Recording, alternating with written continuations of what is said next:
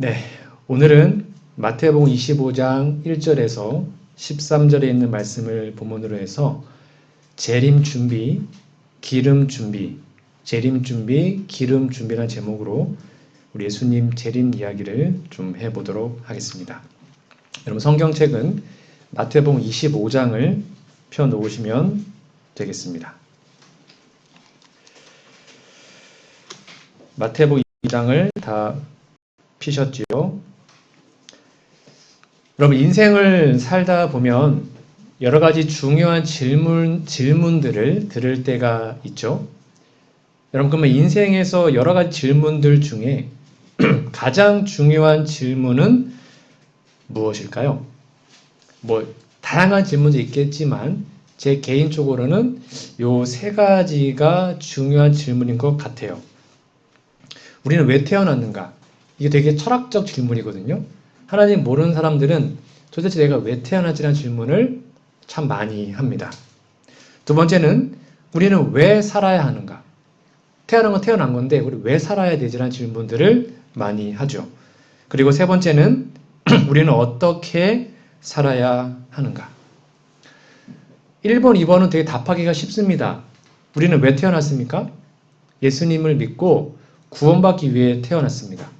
우리는 왜 살아야 되죠? 예수님의 재림을 준비하기 위해서 살아야 합니다. 그런데 이 세 번째, 그럼 뭘 어떻게 살아야 되는지에 대한 질문은 참 답하기가 쉽지 않은 것 같습니다. 예수님의 재림은 인류 역사 중 가장 끝에 있는 사건이죠. 이런 말이 있습니다. 끝이 좋아야 다 좋다. 아무리 시작이 힘들고 중간이 힘들어도 끝이 좋으면 그게 다 잊혀집니다. 그렇지 않습니까? 끝이 좋으면 다 좋은 것입니다. 그러므로 인류 역사의 마지막 사건인 이 예수님의 재림을 잘 준비하는 것은 아무리 강조해도 결코 지나치지 않죠.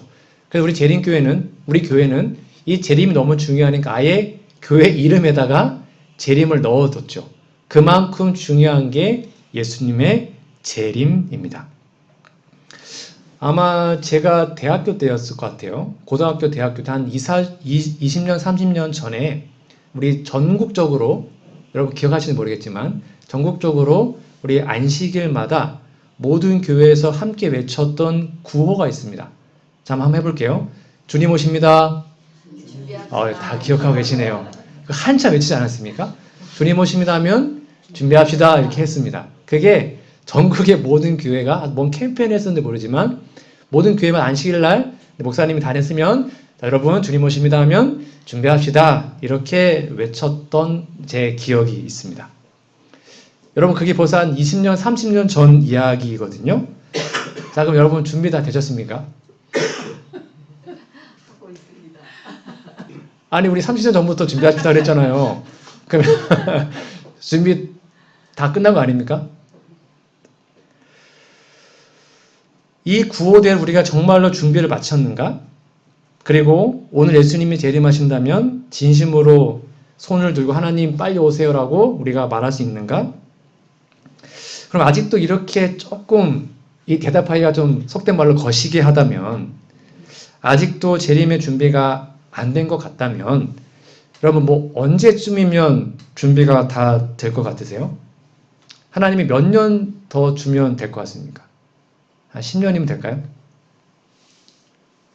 10년은 안 돼요? 한 20년? 안 됩니까? 평생 해도 될까 말까? 이겁니까?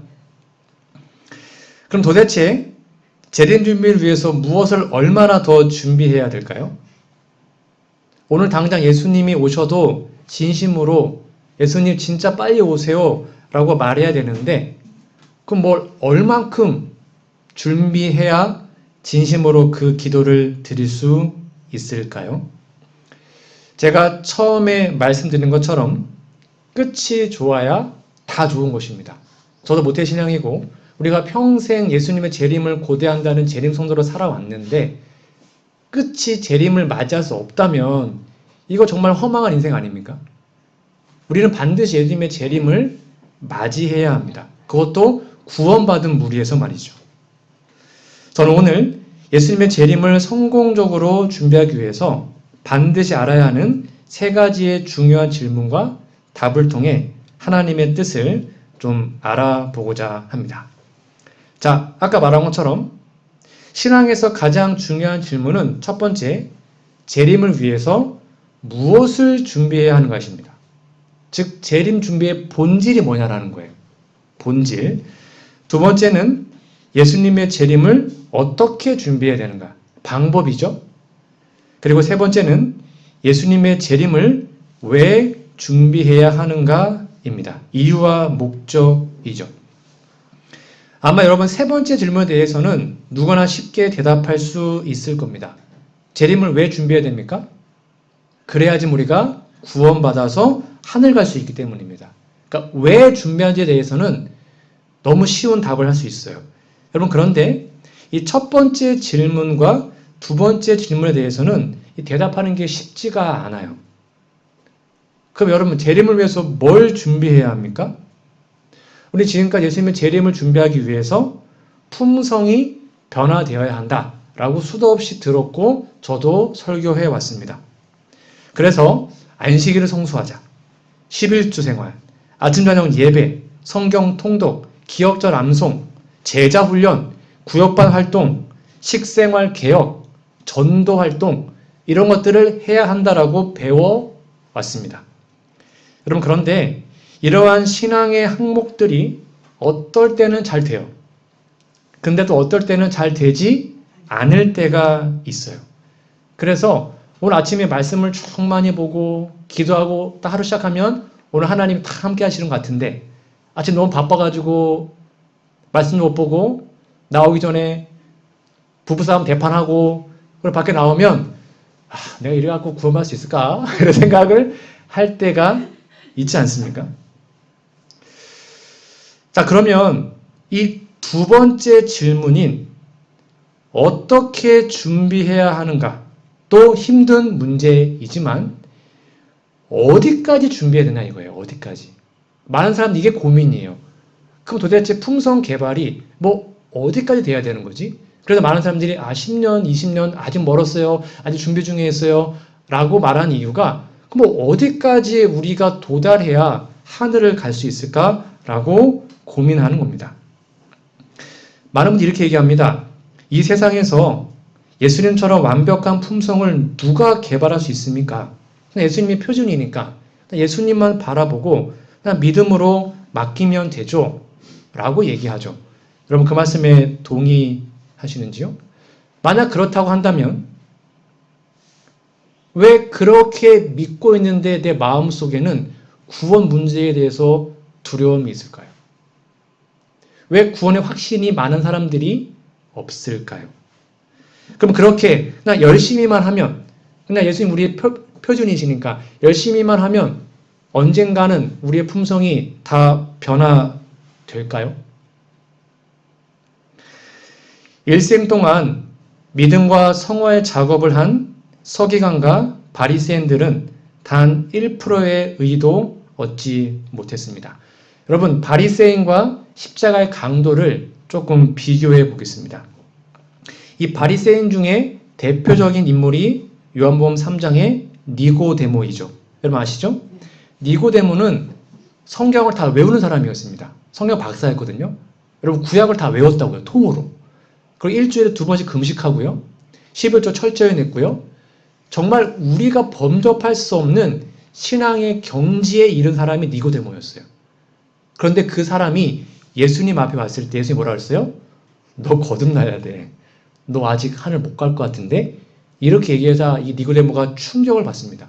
여러분 평생을 정말 열심히 했거든요. 신앙생활. 니고데모가.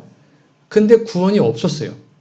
그런데 매우 짧은 시간이었지만 십자가에서 예수님을 믿은 그 한편 강도.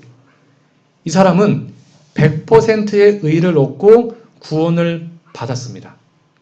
이게 도대체 무엇을 의미할까요? 왜 니고데모는 평생을 했는데 너 아직 구원이 없다 이랬고요. 이 십자가의 강도는 평생 죄인으로 살다가 그냥 그 한순간 예수님을 딱 고백하자 너 바로 낙원 갈 수 있다. 이거 너무 불공평한 거 아닙니까? 이걸 어떻게 이해해야 할까요? 여러분, 우리가 절대로 잊지 말아야 할 믿음과 성화 또는 품성 변화의 기준이 있습니다. 이거는 믿음과 성화 또는 품성 변화는 잘 기억하세요.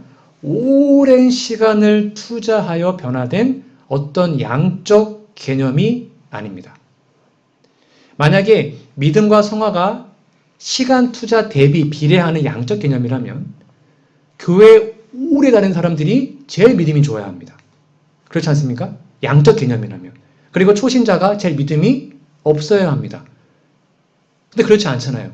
저와 같은 모태신앙들도 때로는 교회에 더 많이 다니면 믿음이 좋아지는 게 아니라 믿음이 식은 경우가 참 많이 있지 않습니까? 그러니까 믿음과 성화와 품성 변화는 막 시간을 오래 많이 투자해야 되는 어떤 양적 개념이 아님을 기억해야 합니다. 여러분, 세상에는 오직 두 부류의 사람밖에 없습니다. 즉 100% 의인이든지 아니면 100% 죄인이든지 중간은 없어요. 저는 하나님도 안 믿고 저는 마귀도 안 믿어요. 그런 거는 없어요. 우리가 하나님을 선택하지 않으면 우리는 무조건 마귀의 백성이 되는 겁니다. 그래서 오늘이나 내일 예수님이 재림하시면 좋겠습니까? 라는 질문에 저 아직 준비가 안 된 것 같은데요? 라고 대답하는 분들이 있다면 여러분 100년 주어도 안 됩니다. 1000년 주어도 안 돼요. 그걸 오해하시면 안 돼요. 왜냐하면 믿음과 성화는 품성 변화의 방법이나 기준이 아니라요. 도대체 본질이 뭔가, 예수님의 재림을 준비하는 품성 변화의 본질이 뭔가를 해결하지 않으면 양적으로 시간 투자하는 것은 별로 의미가 없기 때문입니다. 우리 재림 성도들이 예수님의 재림을 위해서 무엇을 준비하는지 또는 잘 모르거나 본질을 깨닫지 못하고 사단에게 혹시 속고 있다면 오늘 다시 한번 그걸 깨우치고 하나님의 뜻을 살펴보기를 바랍니다. 오늘 마태복음 25장에 보시면 여러분 잘 아시는 정말 유명한 열처녀의 비유 이야기가 나오죠. 열처녀의 비유에 보면 악한 처녀와 선한 처녀라고 기록되어 있지 않아요. 즉 악한, 선한은 나와 있지 않습니다.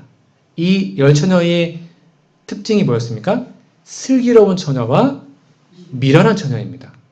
그러니까 둘 다 하나님을 믿는다라고 고백한 백성들이에요. 악한 처녀가 아니에요. 미련한 처녀와 슬기로운 처녀죠. 무슨 말입니까? 그러니까 미련한 처녀는 하나님을 믿고 있다고 말은 했는데 자신도 모르게 속았다는 겁니다. 착각했다는 것이죠. 잘 몰랐다는 겁니다. 그래서 미련한 처녀입니다. 인류의 첫 조상이었던 아담과 하와가 에덴 동산에서 뱀에게 속았죠. 그래서 타락합니다. 그 역사가, 사탄의 그 속임수가 마지막 시대에 특별히 우리 남은 교회, 재림교회에도 반복돼요. 저를 포함해서 많은 재림 성도들이 재림을 준비한다고 공언하고 있지만 때로는 사단에게 속고 있습니다. 실물교훈 411페이지입니다. 앞에 보시면 미련한 처녀로 대표된 계급은 외식하는 자들이 아니다. 그러니까 가식, 그런 사람이 아니라는 겁니다. 잘 보세요. 미련한 처녀입니다. 이 미련한 처녀는 진리를 존중히 여겼대요. 진리를 옹호했대요. 안식일이 토요일입니다 라고 옹호하고 열심히 했단 말입니다. 또 진리를 믿는 사람들에게 매혹되었습니다. 나도 저 목사님처럼, 나도 저 장로님처럼 되고 싶다. 나도 저렇게 열심히 하고 싶다. 이렇게 매혹됐다는 겁니다. 그러나 저희는 성령의 역사에 순종하지 않았다. 그러니까 정말 나도 저렇게 살고 싶다. 여러분 다 그런 생각 하지 않으세요? 나도 저렇게 좀 살고 싶다. 우리 다 그런 결심하잖아요. 근데 미련한 처녀도 그렇게 했단 말이에요. 미련한 처녀도. 근데 뭘 안 한 거예요? 순종을 안 했어요. 그들은 반석되시는 예수님의 위에 떨어져 저희의 옛 성질을 깨뜨리려 하지 않았다. 쉽게 말하면 욱하는 성질, 화 잘 내는 것, 질투하는 것, 뭐 좀 그런 것들, 그런 성질들을, 옛 성질들을 버리지 않고 깨트리지 않은 겁니다. 다시 한번 강조합니다. 미련한 처녀들은 불신자들이 아닙니다. 믿음이 없는 분들이 아닙니다. 분명히 써있잖아. 진리를 옹호합니다. 진리를 존중히 여깁니다. 그리고 진리 믿는 사람들에게 매혹됩니다. 나도 정말 저렇게 살고 싶다. 그 진심이었거든요. 그런 사람들이었어요. 그런데 이들은 자신이 미련한 처녀라고 추호 생각하지 않았습니다. 나는 믿음이 있으니까, 나는 교회 다니니까, 나는 목사니까 난 당연히 슬기로운 처녀이지라고 착각하며 삽니다. 우리가 만약 슬기로운 처녀가 되지 못하면 반드시 미련한 처녀 둘 중에 하나잖아요. 실무경을 이어서 볼까요? 열 처녀는 이 세상 역사의 저녁에 신랑 예수를 기다리고 있다. 그들은 모두, 잘 보세요. 모두 다 그리스도인이라고 주장한다. 저 모태 신앙인데요. 저 그리스도인입니다. 라고 말한다는 거예요. 저 재림 성도입니다. 모두 다 초청을 받고 기름과 등을 가지고 있으며 모두 다 하나님의 일을 한다고 주장해요.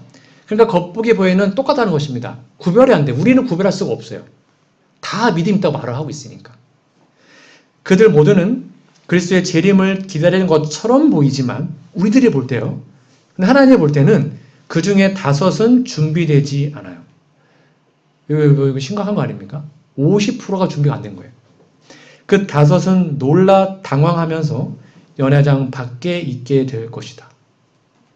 나 정말 평생 목회했는데 예수님 재림 때 나 너 모르겠는데 이러면 얼마나 당황하겠어요. 그럴 일들이 생길 수 있다라는 겁니다. 우리는 모르지만. 자, 그러면 왜 이렇게 슬기로운 처녀와 미련한 처녀는 달랐을까요? 미련한 처녀도 나름대로 뭘 갖고 있었습니까? 기름과 등. 그렇죠? 여기 보면 기름과 등을 둘 다 가지고 있었습니다. 그럼 차이가 무엇이었을까요? 여러분, 우리가 이제 성경을 공부할 때 제일 중요한 게 질문하는 거거든요. 이 본문 갖고 제가 질문을 좀 던져볼게요. 여러분 답을 한번 해보세요. 처녀들이 준비했어야 하는 기름이 뭘까요?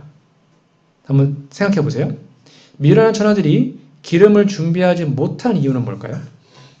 처녀들이 졸기 전에 준비한 기름의 양적 차이가 있었을까요? 쉽게 말하면 슬기로운 처녀는 많이 준비하고 양이, 미련한 처녀는 조금 준비했을까요? 혹 신랑이 조금만 일찍 왔다면 그래도 미련한 처녀들이 기름이 부족했을까요? 신랑이 본인이 늦게 온 거잖아요. 반대로 신랑이 더 지체했다면 그럼 슬기로운 처녀의 기름도 고갈되었을까요? 기름은 한정되는 거니까 어차피 다 태우면 없어지는 거 아니에요? 자, 그러면 기름의 고갈이 신랑의 지체 때문이었다면 미련한 처녀들이 구원받지 못한 것은 신랑 책임 아닙니까? 여러분 어떻게 생각하세요? 신랑이 늦게 온 거잖아요. 그러면 신랑이 빨리 왔으면 구원받았을 거 아니에요. 그럼 신랑 책임 아닙니까? 한번 생각해 보십시오. 그런데 여기 보면 25장 11절 11절 그 후에 남은 처녀 미련한 처녀들이 와서 주여 주여 우리에게 열어주십시오로 말을 하자 대답하여 가로되 진실로 너희에게 이르노니 내가 너희를 알지 못하노라 라고 얘기합니다. 만약 여러분들이 미련한 처녀라면 정말 억울하지 않겠습니까? 아니 본인이 늦게 와놓고는 그래가지고 나가도 좀 늦었지만 기름을 후딱 사왔는데 나도 모르겠는데 하고는 안 들어보내준 겁니다. 신랑 책임 아닙니까? 참 이해하기가 쉽지가 않아요. 자, 또 슬기로운 처녀들의 그 기름을 어떻게 준비했을까요? 자, 우리 마태복음 25장 9절에 보면 차라리 파는 자들에게 가서 너희 쓸 것을 사라 했죠. 그러니까 슬기로운 처녀들은 기름을 누군가로부터 뭐 한 거예요? 산 거예요. 구입한 겁니다. 자, 그러면 기름을 산다는 것은 뭘 의미합니까? 신랑이 지체한 이유는 무엇입니까? 지체하면 미련한 처녀들의 기름이 고갈될 걸 알았을까요? 슬기로운 처녀들은 기름을 누구에게 샀을까요? 그리고 미련한 처녀는 늦기는 했지만 신랑이 온 후에라도 기름을 샀을까요? 마지막 질문. 신랑의 직업은 과연 무엇일까요? 이렇게 어떤 걸 묵상할 때 질문을 쫙 적어보시면 여기에 귀한 메시지를 찾을 수 있습니다. 이 모든 질문들은 오늘 설교를 들으시면 다 여러분들이 스스로 답을 할 수 있을 겁니다. 자, 이제부터 이 질문에 대한 대답을 좀 함께 나누어 보겠습니다. 여기 보시면 열 처녀들이 준비했어야 되는 기름은 양적 개념이 아닙니다. 그러니까 많이 준비했냐, 조금 준비했냐가 아니고요. 질적 개념으로 이해하고 접근해야 합니다. 쉽게 말하면 얼마나 많이 준비했냐가 아니고요. 무슨 기름을 준비했냐 이 말입니다. 쉽게 말하면 휘발유냐, 경유냐 그거의 차이였지 뭐 10리터 준비했냐, 100리터 준비했냐 그 차이가 아니었어요. 꼭 기억하세요. 양적으로 많이 준비한 게 중요한 게 아니고 신랑이 준비하라고 했던 그 기름, 시킨 그 기름, 그게 휘발유든 경유든 하여튼 하나님께서 명령하신 그 기름을 어떤 기름을 준비했느냐가 굉장히 중요해요. 여기에서 기름은 뭘 표상합니까? 기름은 성령을 표상하잖아요. 그리고 예수님의 의의 품성을 표상합니다. 읽어드릴게요. 기름은 무엇인가? 기름은 성령을 표상한다. 스가랴에서도 성령이 기름으로 설명되어 있죠. 그리고 그 다음이 중요한데요. 그 기름은 그리스도의 의예요. 그것은 품성입니다. 아, 기름이 뭐라는 거예요? 그분의 품성, 예수님의 품성이에요. 품성은 전가될 수 없다. 아무도 다른 사람을 위해서 품성을 획득할 수 없다. 요거였던 겁니다. 그러니까 여기서 말하는 의와 품성은 인간의 의나 내 품성이 아닙니다. 바로 예수님의 의, 그리스도의 품성을 의미합니다.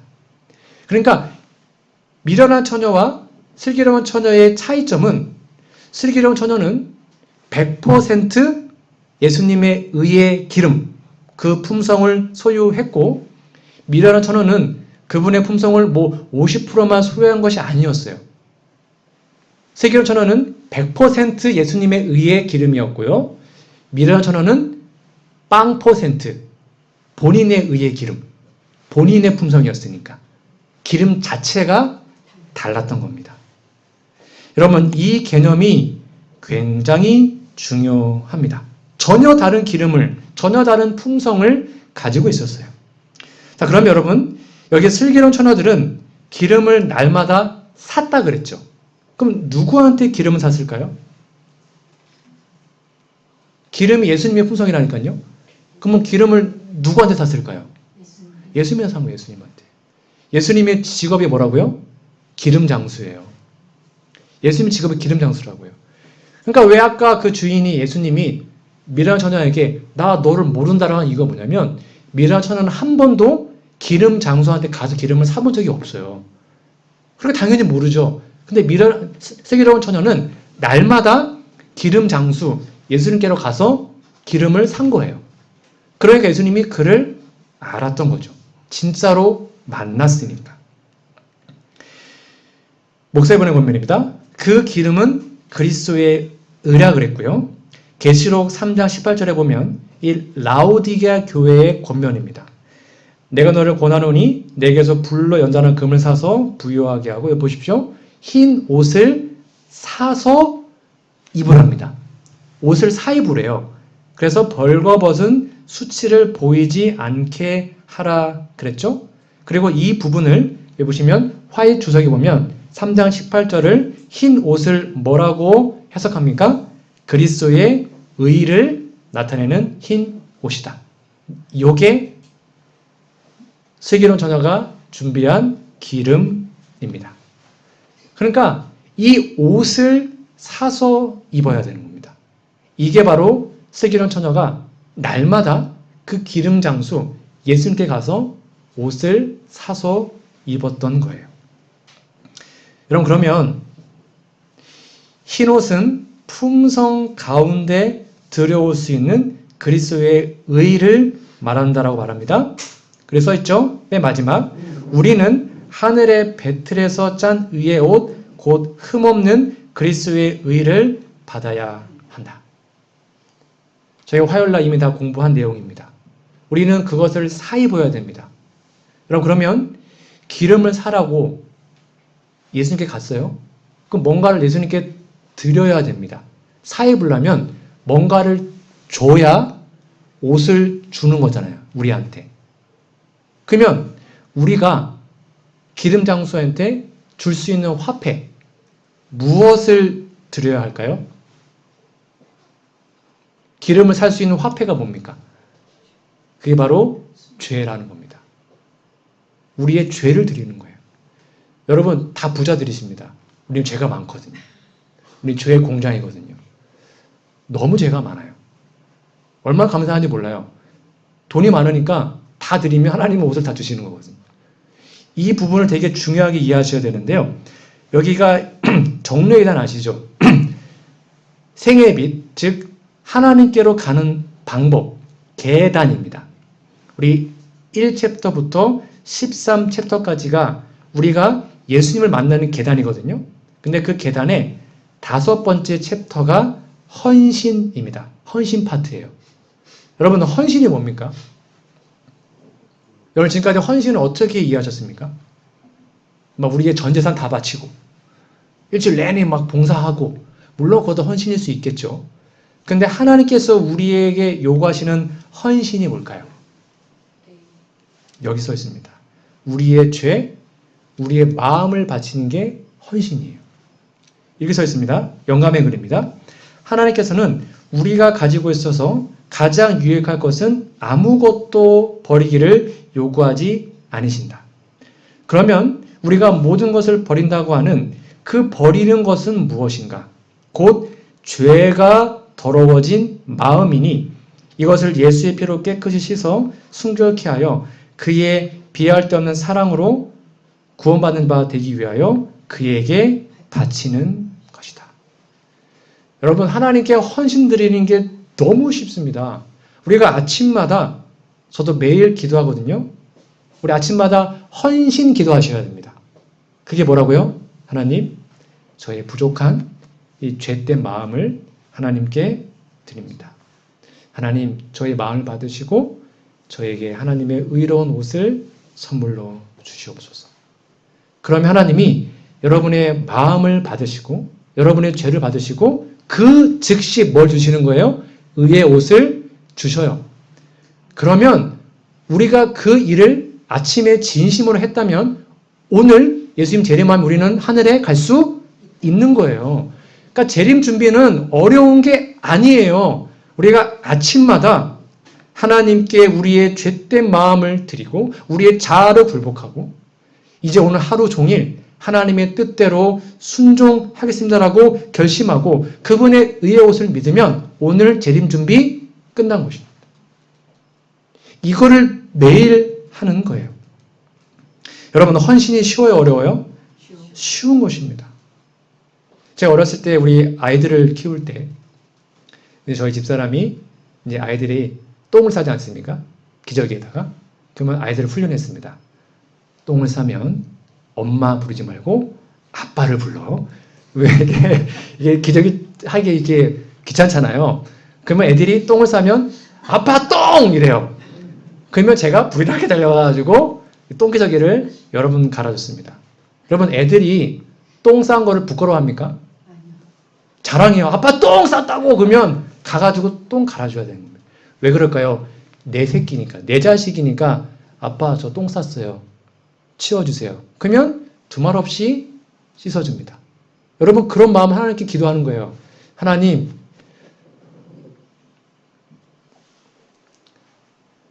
저 죄인이에요. 그 말 한마디면 하나님이 우리의 마음을 깨끗하게 해주시는 거예요. 그게 헌신이라고요. 쉬운 게요. 이거 진짜 어려운 거 아니에요. 근데 많은 사람들이 똥을 쌌단 말이에요. 온몸에 더럽다고 아빠한테 안 가요. 그러면 아빠가 할 수 있는 게 없어요. 여러분, 당당하게 가세요. 우리 아빠잖아요. 하나님 우리의 부모님이시잖아요. 아빠, 하나님 저 정말 죄인이에요. 그럼 가면 하나님은 두말 없이 여러분의 죄를 깨끗하게 해주신다고요. 그리고 옷을 입혀주신다고. 그게 재림 준비라니까요. 그러니까 어려운 게 아니에요. 그거를 매일 하는 거예요. 근데 많은 사람들이 그걸 안 해요. 왜? 하나님께 가기가 두려운 것이죠. 그런즉 그처럼 큰 사랑을 받을 아무 가치가 없는 우리가 어찌 우리의 마음을 그에게 바치기를 아낄 수 있을 것인가? 만물보다 거짓되고 심히 부패한 것은 마음이래요. 우리 마음이 세상에서 제일 더러운 거예요. 똥보다 더 더럽다는 겁니다. 그런데 그 온 마음을 반드시 하나님께 바치면 그렇게 할 때만 우리에게는 변화와 품성의 완성이 이루어질 수 있어요.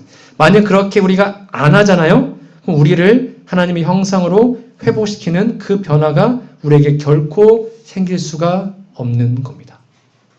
왜 오늘날 수많은 그리스도인들이 교회에 수십 년 다녀도 품성 변화가 없을까? 하나님께로 가지 않기 때문입니다. 있는 모습 그대로 가서 하나님 저 왔어요. 저 깨끗게 해주세요. 제 마음을 하나님께 드립니다. 그 일을 하지 않기 때문입니다. 이 미련한 처녀들은 기름을 사는 게 무엇을 의미하는지, 또 어디서 사는지, 기름 장수가 누구인지, 또 무엇을 주고 사는지를 몰랐습니다. 자신의 죄를 드리는 것을 그들은 몰랐습니다. 왜요? 자신의 의를 보니까 이만하면 괜찮거든요. 내 자신을 보니까 이만하면 하나님만 하거든요. 자신의 의에 가득 찼기 때문에 하나님을 만날 마음이 없었던 것이죠. 여러분, 그러면 우리는 지금 어떠한 마음으로 예수님을 만나고 있습니까? 정말 단 한 번이라도 예수님을 진정으로 만나고 있으신지요? 신명기원 411페이지입니다. 그들 미련한 처녀들은 하나님을 알지 못한다. 되게 슬픈 것입니다. 마음은 있었어요. 그런데 하나님을 알지 못한답니다. 여러분 아시죠? 성경에서 안다는 것은 경험적 알을 말합니다. 여러분 유재석 개그맨 아십니까? 아세요? 직접 만나보셨습니까? 그럼 아는 게 아니에요. 성경적으로는. 우리 하나님을 알아요? 우리 안다 생각하죠? 그 진짜 만나봤느라는 거예요. 진짜 하나님과 긴밀한 관계를 맺고 있느냐라는 것이죠. 그렇지 않으면 머리로만 아는 것은 아는 게 아닌 거예요. 이 미련한 처녀들도 하나님에 대해서 머리는 알고 있었죠. 근데 안 갔단 말이에요. 기름 장수한테. 그들은 하나님의 품성을 연구하지도 않고 하나님과 교제하지도 않았어요. 그러므로 그들은 하나님을 의지할 줄도 모르고 하나님을 쳐다보고 살 줄도 몰라요. 자신이 죽어가는데 살 줄을 몰라요. 하나님에 대한 저의 봉사는 점차 저하되고 형식화됩니다. 그들은 이 세상에서 그리스도와 친밀히 사귀지 못했으므로 하늘나라의 방언을 알지 못하며 하늘의 기쁨도 알지 못한다. 그래서 하나님은 그 미련한 처녀들을 하늘에 데려갈 수가 없었던 겁니다. 하나님을 몰랐기 때문이죠. 여러분 잠언 9장 10절에 보면 여호와를 경외하는 것이 지혜의 근본이요 거룩하신 자를 아는 것이 명철, 이게 슬기롭다 그 뜻입니다. 성경 분명히 얘기하죠. 우리가 슬기로운 처녀가 되어야 되는데 슬기로운 처녀가 되는 방법이 뭐래요? 거룩하신 자를 뭐 하는 거예요? 아는 거예요. 안다는 것은 그분을 진짜 만났다는 것이죠. 내 모습이 이렇게 더럽고 추해도 하나님 앞으로 가서 그분을 만나야지만 우리의 죄된 마음을 드리고 그분의 의의 옷을 우리가 선물로 받을 수 있기 때문입니다. 여러분 이것을 매일 아침마다 하시는 겁니다. 그 일을 우리가 매일 진행한다면 우리는 오늘 예수님 오셔도 구원받을 수 있습니다. 그게 재림 준비의 전부입니다. 그게 되어야지만 아까 우리 아침에 공부한 것처럼 그렇게 그분의 의의 옷을 진짜로 입었다면 죽음스럽지 않고 담대하게 이 마지막 사명을 새천사의 기별을 전파하는 사람이 될 수 있겠죠. 인생의 최대의 사업은 품성을 건설하는 일이며 하나님을 아는 것이 모든 참 교육의 기초가 된다. 하나님의 율법은 당신의 품성의 사본이다. 근데 우리가 어떻게 할 수 있냐면 우리는 영감으로 기록된 책, 그게 성경이죠. 성경과 천연계의 책, 즉 산이나 들이나 이렇게 천연계를 통해서 하나님께 대한 지식을 얻을 수 있다. 여러분, 이 땅에 인간을 오셨던 예수님께서도 하나님의 아들이셨지만 그 예수님이 하나님을 이 땅에서 인간의 모습으로 알아가셨던 방법이 있습니다. 이렇게 써 있습니다. 예수님은 우리의 모본이시다. 그는 예수님이죠. 가장 행복한 시간이 언제였냐면 홀로 천연계와 하나님과 함께 있을 때였다. 그래서 예수님이 정말 바빴잖아요. 여러분, 예수님이 온 인류 역사 중 진짜 제일 바쁜 분이었을걸요? 진짜 바쁜 분이었습니다. 그런데 그 바쁜 분도 어떻게 했습니까? 기회가 있을 때마다 잠깐 일을 멈추고 산으로 가셨습니다. 산에 가서 하나님과 교제하고 기도하셨습니다. 여러분 다 바쁘신 거 알지만 여러분들 시간을 내셔서 산으로 들러 자주 나가십시오. 거기 하나님을 만나시고 기도하시고 여러분의 마음에 또 육체의 쉼을, 치유함을 얻게 되기를 간절히 바랍니다. 그가 해보십시오.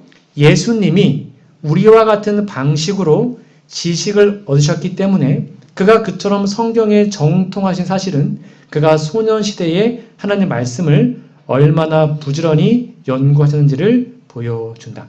많은 사람들이 오해합니다. 예수님은 하나님이니까 당연히 성경을 잘 알겠지. 그게 아니고요. 예수님도 성경의 박사였잖아요. 그건 당연한 게 아니었고 그만큼 시간을 투자해서 말씀을 어릴 때부터 연구했기 때문입니다. 그래서 만물을 만드신 그가 그의 손으로 친히 땅과 바다와 하늘에 쓰셨던 교훈을 연구하셨다. 그래서 우리는 말씀과 뭘 통해서요? 천연계를 통해서 하나님을 만나고 하나님의 품성을 배울 수 있습니다. 그래야지만 그분의 품성이 너무 좋아야지만 있는 모습 그대로 그분께 갈 수 있는 거예요. 근데 많은 사람들이 그것이 안 되기 때문에 힘든 것이죠. 여러분 기억하십시오. 미련한 처녀들도 등은 가지고 있었죠. 오늘 본문에 보시면 둘 다 뭐가 있었다고요? 등불이 있었단 말이에요. 등불. 여기 등은 뭘 의미합니까? 성경 말씀이잖아요. 그러니까 미련한 처녀도 성경 공부했습니다. 그런데 성령과 하지 않았습니다. 누구랑 했냐면 마귀랑 성경 공부를 했습니다. 여러분 성경 읽을 때 마귀가 우리의 마음속에 영감을 줄 수 있어요. 이렇게 써 있습니다. 저는 이게 진짜 되게 충격이었거든요. 미련한 자들은 등을 가졌습니다. 여기 등은 말씀이에요. 말씀 공부를 안 한 게 아니에요. 미련한 자들 말씀 봤단 말이에요. 근데 기름을 가지지 않았죠. 예수님의 의의 옷, 성령이 없었단 말이죠. 그러니까 성령 없이 말씀 공부하는 게 어떻게 됩니까? 여기 보십시오. 성경을 많이 읽을지라도 소득이 없는 경우가 있답니다. 많은 경우에 있어서 그거 해가 된대요. 이상하지 않습니까? 성경 많이 보는 게 해롭대요. 하나님의 말씀을 경건한 마음과 기도하는 정신이 없이 펴거나 또는 생각과 애정을 하나님께 주지 아니하고 즉 죄를 하나님께 고백하고 하나님의 의의 옷을 입지 않으면 그의 뜻에 융화시키지 아니하고 말씀을 피면 원수 마귀는 같이 읽어볼까요? 시작. 원수 마귀는 우리의 마음을 주관하여 옳지 않은 해석을 하게 된다. 그러니까 여러분 말씀을 읽을 때도 사탄 마귀가 내 삶에 틈타지 않도록 기도하고 하나님의 성령으로 말씀을 읽으셔야지 사단의 음성을 듣지 않게 됩니다. 근데 생각보다 많은 그리스도인들이 말씀은 보는데 믿음이 안 자라요. 말씀을 보는데 하나님을 사랑하지 않아요. 말씀을 보는데 내 죄를 하나님께 드리지 않아요. 그건 다 사단에게 속아서 그렇게 된다는 것입니다. 이것이 미련한 처녀들이 혼인잔치에 들어가지 못한 이유입니다. 이것이 신랑이 그토록 지체할 수밖에 없었던 이유입니다. 왜 신랑이 늦게 왔습니까? 신랑이 빨리 오면 미련한 처녀가 구원 못 받거든요. 그러니까 신랑은 매일 기다렸습니다. 미련한 처녀들이 빨리 자기에게 오기를.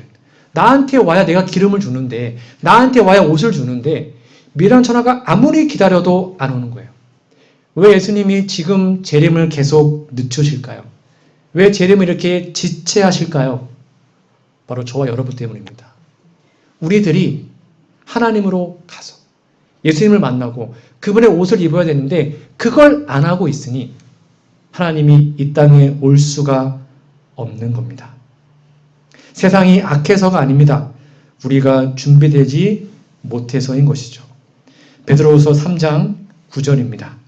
주의 약속은 어떤 이에 더디다고 생각한 것 같이 더딘 것이 아니라 오직 너희를 대하여 오래 참으사 아무도 멸망치 않고 다 회개하기에 이르기를 원하시느니라.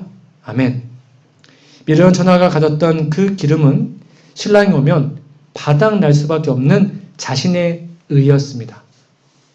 그래서 예수님은 이 신랑은 미련한 처녀가 자기에게 기름을 사러 오기를 간절히 기다렸던 것이죠.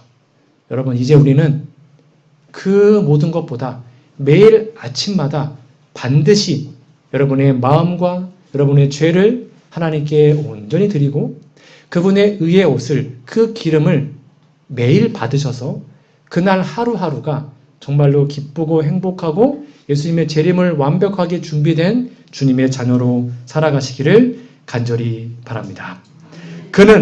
신랑은 저들에게 죄로 더러워진 옷을 벗기고 의의 흰 두루마기를 입혀주시려고 기다리신다. 그는 저들에게 살고 죽지 말라고 말씀하신다. 이러한 기름장수 예수님을 진정으로 만나는, 그래서 죽지 않고 날마다 영생을 얻고 사시는 우리 모두가 되기를 간절히 바랍니다. 오늘 말씀의 결론 맺겠습니다.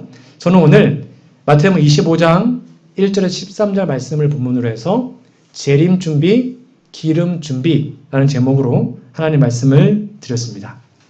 여러분, 정말 잠깐 후면 신랑된 예수님이 이 땅에 오실 것이고 우리는 하늘 혼인잔치에 들어갈 것입니다. 근데 우리는 무엇을 해야 할까요? 이 세상에는 중간은 없습니다. 딱 두 부류의 사람밖에 없을 겁니다. 신랑에게 기름을 산 사람, 마귀에게 기름을 산 사람, 그리스도의 의를 입은 사람, 인간의 의를 가지고 있는 사람, 성령 충만한 사람, 악령 충만한 사람, 성령과 성경을 공부한 사람, 마귀와 성경을 공부한 사람, 슬기로운 처녀, 미련한 처녀, 둘 중에 하나밖에 없습니다.